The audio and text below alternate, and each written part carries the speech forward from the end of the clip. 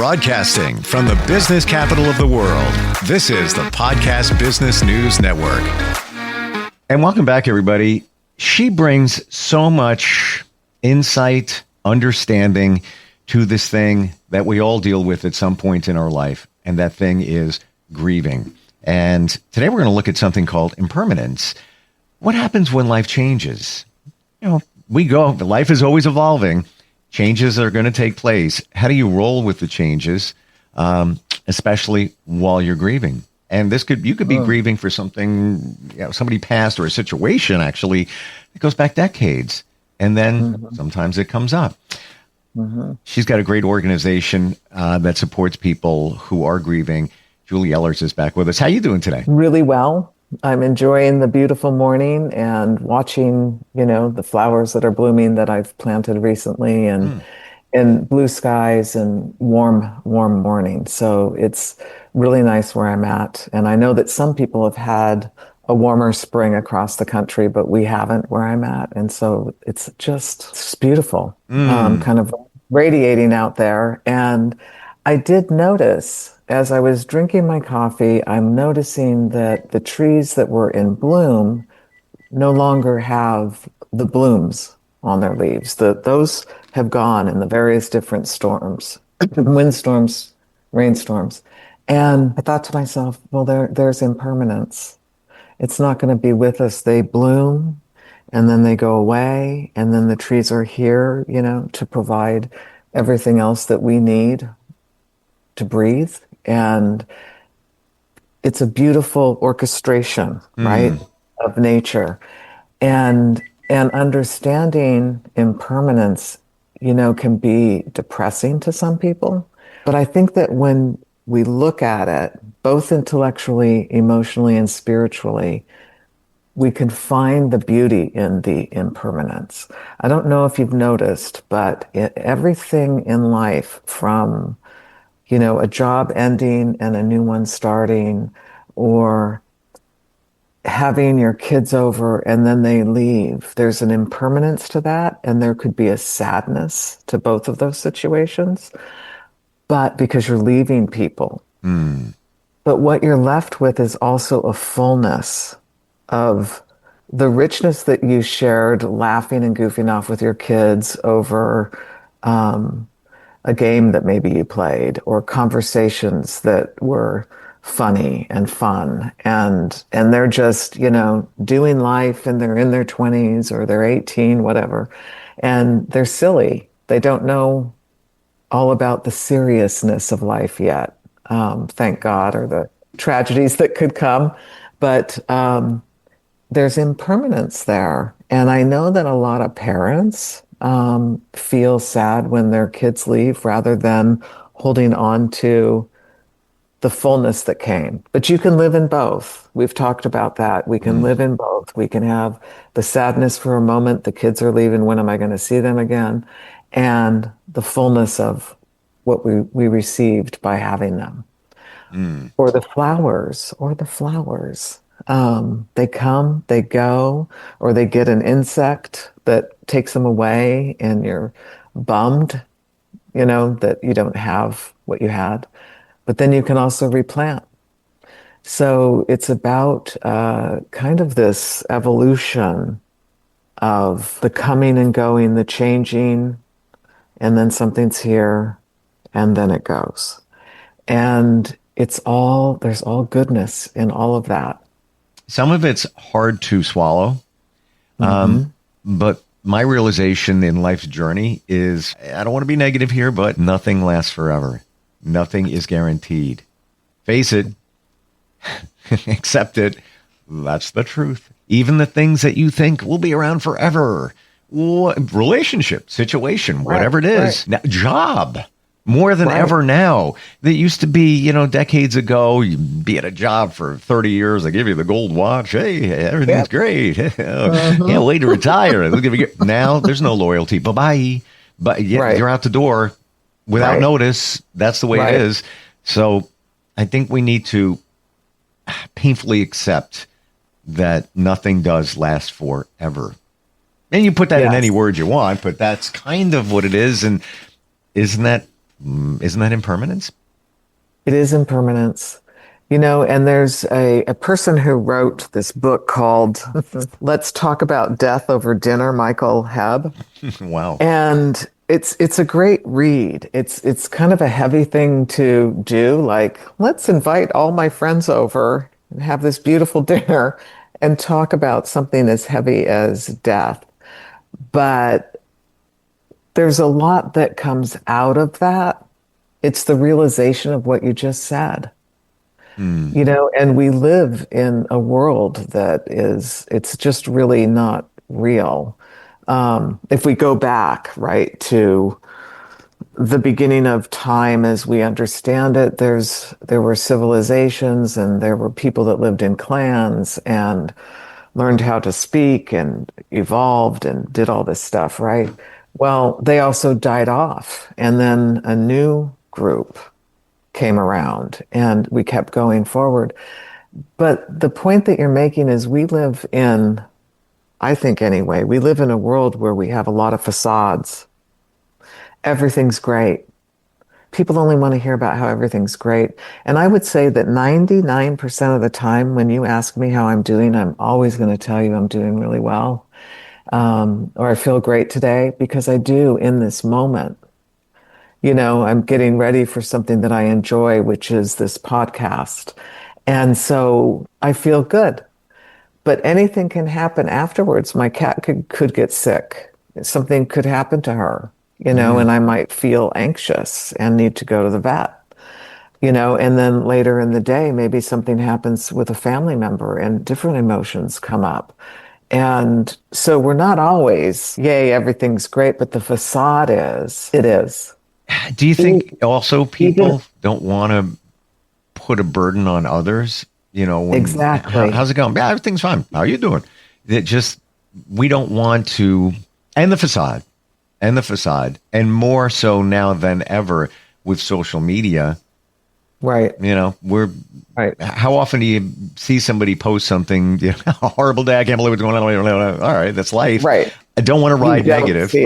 Right. But you don't see it. You don't see it.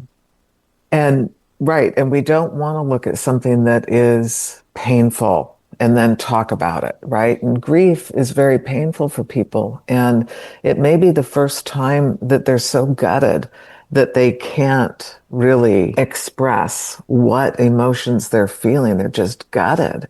And so to try and talk to a friend about it, or a family member that live in this positive facade world, they feel like they're being dragged down, or the receiver listening to the person who's grieving may say something that just shuts them down. Like if your family member that died of some horrible illness, they can say, well, at least they're not in pain and suffering anymore. Well, that doesn't feel good to the griever. The person's grieving the life that maybe they shared with their parent, the life they shared with their spouse or their child. And I mean, it's a horrible time. And so to come back and say something like that, oof. So to that point, always wanted to ask this question. You don't want to say that, but you want to say something and or post something when somebody mentions a loss. Is it okay to say something to the effect of, I haven't, fleshed this out, but to the effect of, I'm sure there's many memories you will cherish. Something like that, in terms of remembering all the good times, instead of never say, no, they're not suffering anymore. Whoa, not that. But is it okay to talk about, cherish the memories you had, or something like that? Yes, and it's okay to say their name. In fact, it's a really wonderful thing to hear somebody say, I knew Bob and I just loved the conversations that we had. And, he was always interested and curious about everyone around him. And it brought joy to conversations. So those sorts of personal insights to the loss of somebody's husband or brother is really special. Somebody that my brother went to, we've talked about this in other podcast sessions, but my brother died 30 years ago. And I had posted something on my personal Facebook page about Jeffrey, my brother. And one of his childhood friends who knew him in grade school said, you know, Julie, I remember how kind and thoughtful Jeff was as a young person, 9 years old. We were walking home, and he started telling me this story about walking home from school one day, and Jeff saw a kid who was in pain and crying and went up to him and said, "What's wrong?" And that insight as a child to be there for somebody else is a really beautiful thing to observe. And this guy, Dirk, if you're ever listening to this, Dirk, love you. And thank you for the story. But it brings joy after 30 years of not hearing my brother, seeing my brother, but I always knew those things about my brother. But to hear somebody else mention it is super special. So I think that if you bring up something that you can think of that's really positive about the person, that's a nice thing to do. The initial thought is, I am so sorry for your loss, because you feel sorry in your heart that this person has now had this loss. There's a genuineness to that. That's never bothered me in hearing that. And I've never heard anybody tell me that that's bothered them. So I don't know about that particular quote, but we hear that a lot. Yeah. Yeah. I want to turn the car a little bit and Sure. ask you a question. Do you believe in signs when somebody has Yes. passed? Yes. I do too. I got one the other day. Okay. Would love to share it. Please do. It's my mom. Passed 6 years ago. Whenever I ask for a sign, I get them. Sometimes it takes a little while. So I'm in the grocery store the other day, picking up something for my daughter, and I'm walking, and it's in the evening. I'm like, I'm going to buy a treat. I'm going to buy myself a treat. So I'm walking through, and I'm like, what can I buy? And I pass by the Entenmann's rack. Entenmann's a baker. I don't know if everybody's familiar with them. I know them. Okay. And my mom always loved raspberry Danish.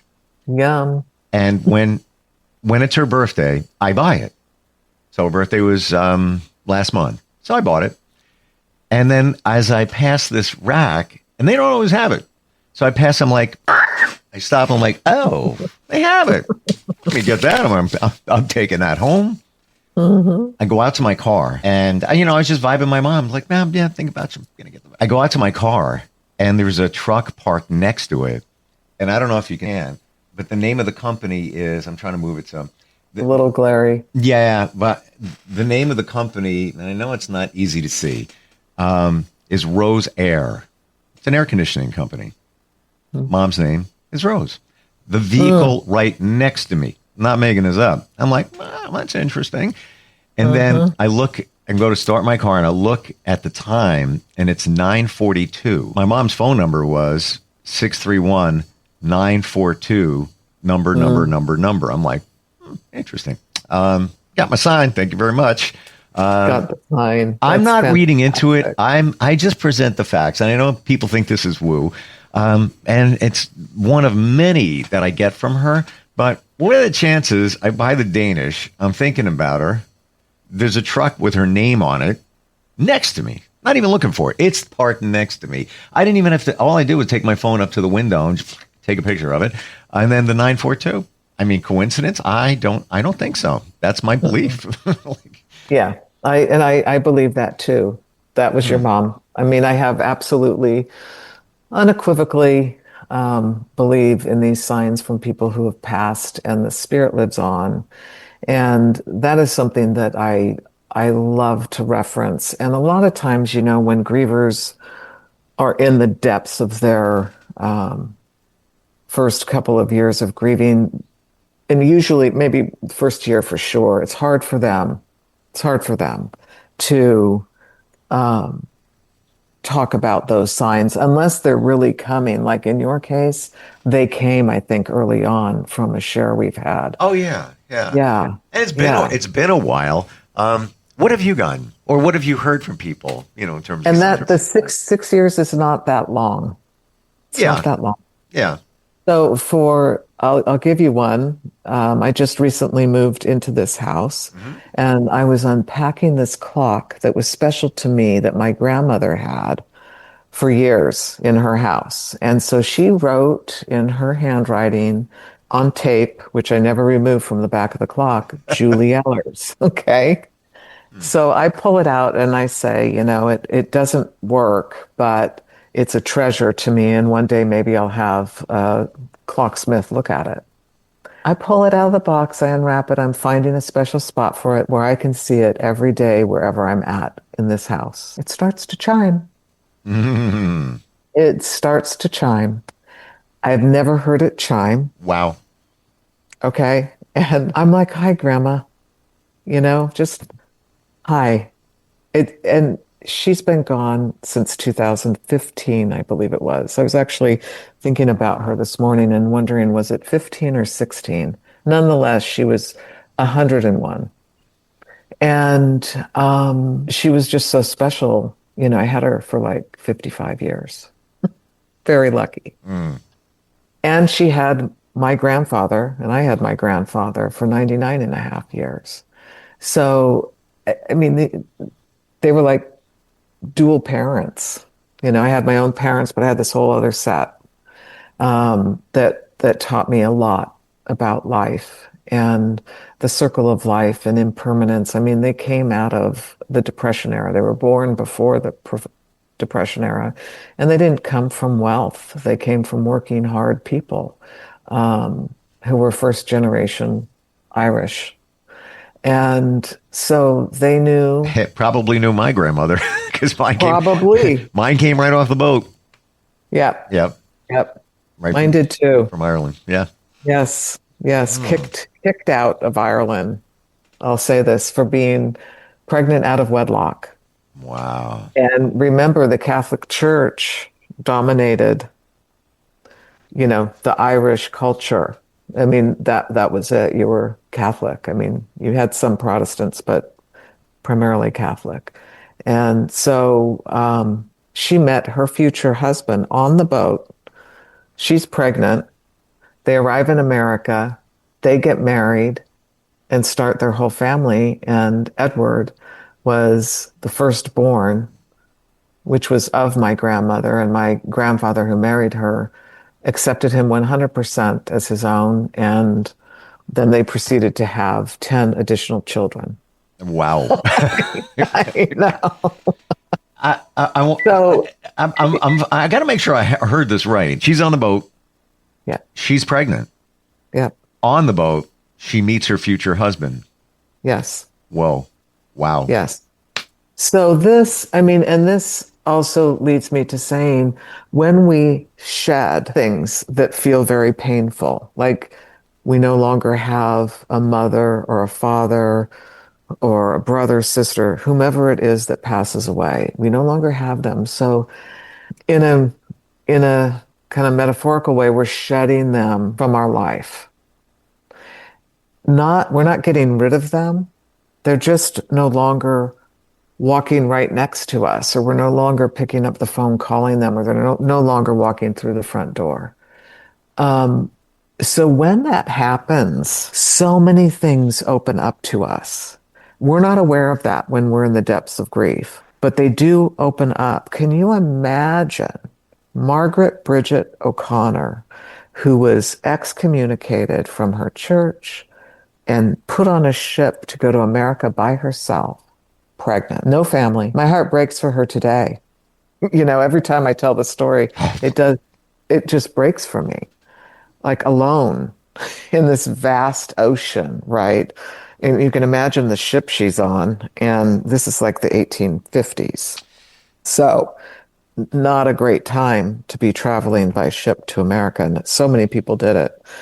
But she was also one of them, and alone. And I just think she was shedding her belief in the Catholic Church. She was shedding her family, grieving.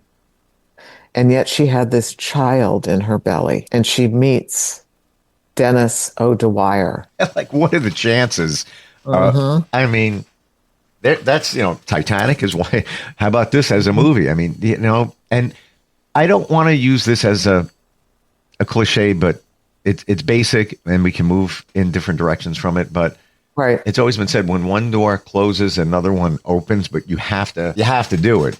You do. You have to walk through that door. Yeah. I mean, you have to be able to see things. You have to be able to feel things, and to be able to talk about it. I imagine Margaret talked to Dennis a lot about what happened. And Dennis was a compassionate man and fell in love with her. She fell in love with him, all based on heartfelt conversations. And when we talk about grief one-on-one or in a group or here today, we're talking about having compassion for people who are in a space of suffering. And when we have that, we heal. So I'm sure it took her some time. It wasn't just an overnight thing of healing once she met Dennis. It went on. They had to establish a life. But he was probably also grieving too. He's on that boat. He's That's leaving right. his homeland. That's right. So they had a commonality in this situation. Yes, they did. And they were there for each other. We don't know, Yes. how that relationship blossomed during the voyage, and how that continued after. But Right. sounds like that the angel dropped from the sky. It's true. It's true. And so, I think that happens in life. We're here for our friends, who have lost loved ones.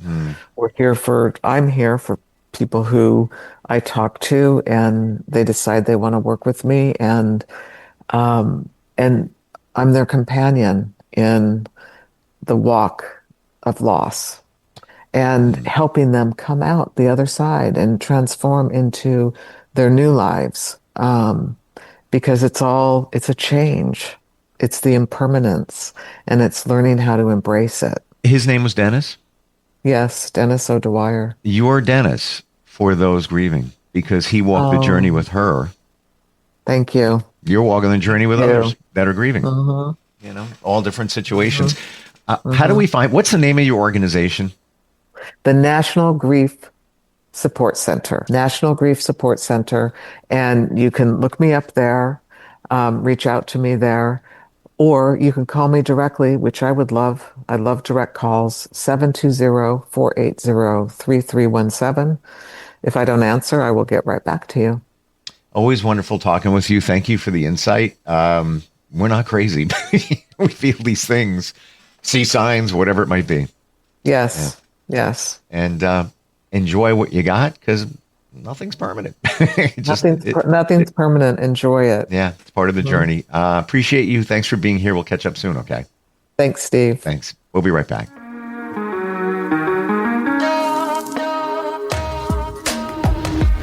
Broadcasting from the business capital of the world, this is the Podcast Business News Network.